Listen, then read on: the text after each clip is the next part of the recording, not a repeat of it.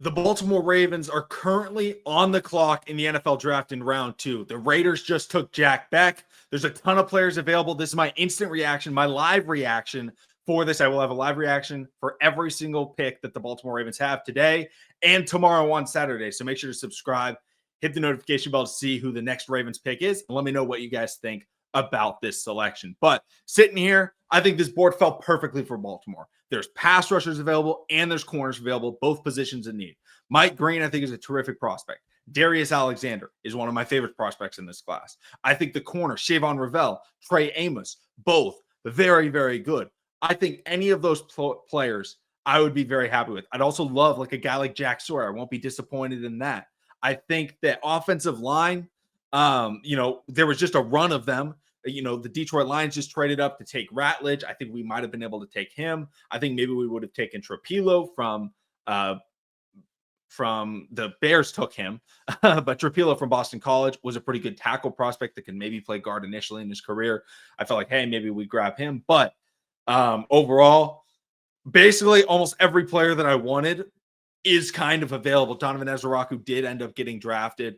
And then obviously Will Johnson and Benjamin Morrison got drafted. But every other player that I made in my videos earlier today is available from, every other aspect from edge and cornerback. So I'd love to see the Ravens go with edge or corner, as I need to let's fix this so then you guys can get actually a good view of me as I react to it. But, people were tweeting things out, so I'm not reading Twitter. I'm watching the actual draft stream, so maybe the pick has already been announced, but I don't like to go on Twitter. I like to see them announce it.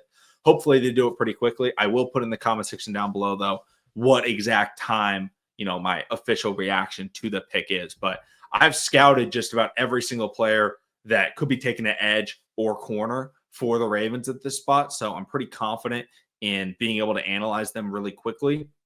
And I like a lot of the guys here. And there's so many guys that fell. I think a lot of people wanted the Ravens to trade up to take one of the, premier names. And once again, just like they did in the first round, they held their hat, they stayed seated, and they were able to end up getting, just their pick of the litter, really. Like, yeah, sure, you could have traded up and, grabbed Mike Green. But guess what? Mike Green's still available. Same with Amos, same with Revel. The only guys that they could have traded up for and really gotten a star that they might have wanted is maybe if they wanted Will Johnson, maybe they wanted Benjamin Morrison or Ezra. Those are really the only players at those positions that I think, hey, they have to go for them. But one thing that's really cool is the Ravens pick was in instantly. So that means that they knew who they wanted, and they got who they wanted, which I'm very excited to see who they do end up taking. Of course, the Ravens get a commercial. Oh, it's not a commercial break. They're just showing Jack Beck highlights. But they've already gone with the safety. I don't think going secondary is a negative here. I don't think going, depending on the receiver, I think, I wouldn't love receiver here, but if it is a guy like Alec Ironmaner, who I do love, one of my favorite players, ever at Stanford was Ironmaner, like it would still be like a fun pick. I don't think we should go running back, even though there are some good backs available. If we trade Mark Andrews, sure, we could go with a tight end, but we haven't traded him yet. So I don't necessarily think it's worth just going out there and saying, hey, let's let everybody know we're really trying to trade Andrews. I could be saying this and we drafted a tight end and people will be like, wow, you idiot. But there's a lot of really good football players available right now. And this board, you got to commend Eric DeCosta and his patience and John Harbaugh and his patience. They do this every year. It feels like they're very good at letting the board fall to them. And they have their pick of the lot, their pick of the litter, whatever, you use as your phrase. And I'm excited to see who they draft. But looks like they're zooming in on the podium. I'm excited to see who announces the Ravens pick. It looks like mostly former players have done it. Obviously, there have been a couple of other non-players that were able to do it.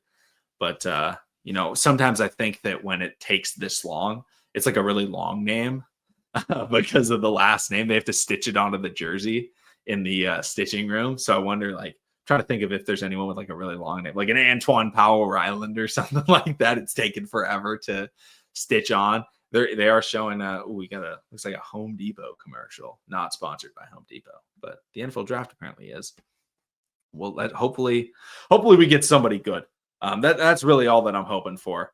You know what? I'm actually going to pause this recording and resume when we get back on the clock. How about that? Haha.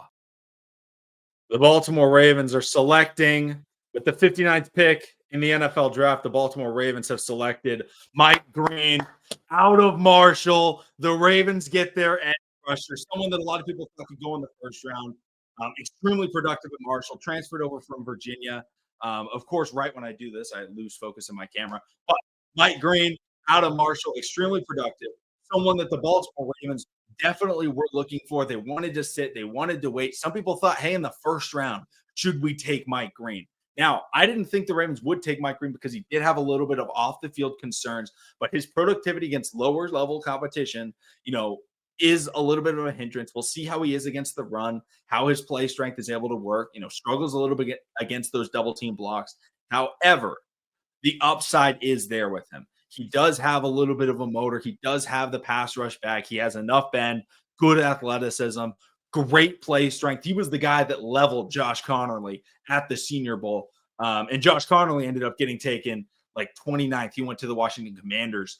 But Mike Green had a terrific Senior Bowl, dominated over there, and is now a Baltimore Ravens. I'm extremely happy with this pick. I think the Ravens did a great job of waiting, getting the guy that they really want.